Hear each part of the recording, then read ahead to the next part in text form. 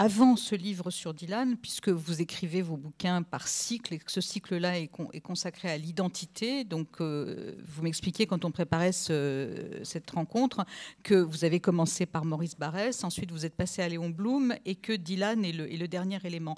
Donc, si on compare Blum et Dylan, il y a évidemment, en tout cas, je pense que pour vous c'est important, le fait que Dylan, c'est une famille d'immigrants juifs qui, en 3 générations, est acceptée. Vous diriez peut-être intégré, moi je dirais plutôt accepté.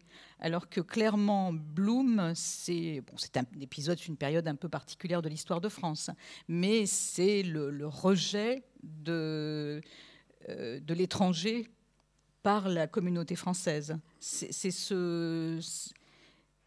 En fait, ce que j'avais en tête implicitement, c'était que Blum est d'une certaine manière l'incarnation d'un certain modèle d'intégration, et Dylan est l'incarnation d'un autre modèle d'intégration, qui est le modèle plutôt anglo-saxon et plutôt américain.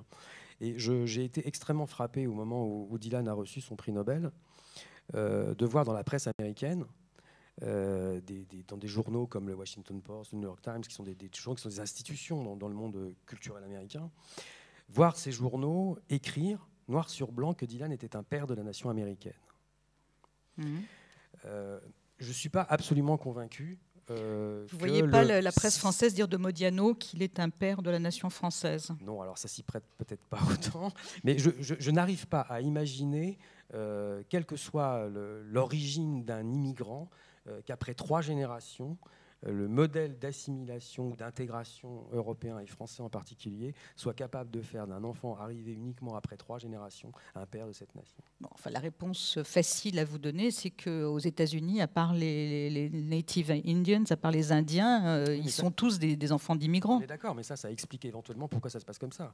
Mmh. C'est pas simplement la description de la chose, c'est simplement sans doute que le fait que ce soit une nation qui se soit constituée à partir de l'immigration fait qu'effectivement ce modèle a permis ce genre de choses. Et sans doute que comme nous ne sommes pas le produit de ces immigrations répétées, nous n'avons pas le même système. Ça, je suis d'accord. C'est une explication, j'en suis absolument d'accord. Mais force est de la constater néanmoins. Et vous êtes en train de dire que dans le monde d'aujourd'hui, il faut qu'on se pose des questions sur le modèle français de non-intégration, sous les difficultés du modèle français à intégrer. C'est ça votre interrogation? Là, ça va au-delà de ce que j'ai écrit. Oui.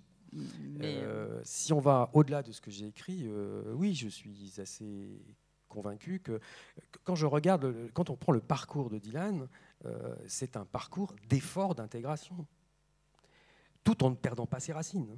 Mais attendez. Vous disiez tout à l'heure qu'il a rejeté violemment ce père qui voulait... Les parents étaient dans un modèle d'intégration. Oui, mais lui aussi. En quoi? Je croyais qu'il était c'est le rebelle. L'autorité parentale, l'autorité dans la famille, c'est une chose. Le rapport aux racines, c'en est une autre. On peut parfaitement être en contradiction éventuelle avec la discipline, l'autorité du père, et pour autant ne pas rejeter les racines qui sont les vôtres. Donc ce sont 2 choses différentes. Je pense qu'il a été, comme des tas de gamins, en rébellion par rapport à l'autorité d'un père en qui il ne voyait pas forcément ce qu'il avait envie de voir. Il le trouvait sans doute pas à la hauteur de son ambition. Et puis pour autant, il était néanmoins porteur d'un certain nombre de choses. Il a dit et répété tout au long de sa carrière que, par exemple, la Bible était le livre qu'il lisait le plus. Il y a des références dans toutes ses chansons, autant que chez Leonard Cohen, elles sont plus cachées, mais elles y sont, au texte de la tradition juive. Donc mais vous parliez d'intégration américaine, là. Oui, mais justement, ce phénomène d'intégration à l'américaine permet à la fois de préserver éventuellement ses racines, et plus que ça, en fait, d'en irriguer éventuellement des productions qui vont finalement apparaître comme des productions de cette nation qui a été la nation d'accueil. Ça me paraît être un mode, un système qui me semble fonctionner peut-être un peu mieux que d'autres systèmes, effectivement, qui ont une autre histoire. Il y a des raisons pour expliquer tout ça.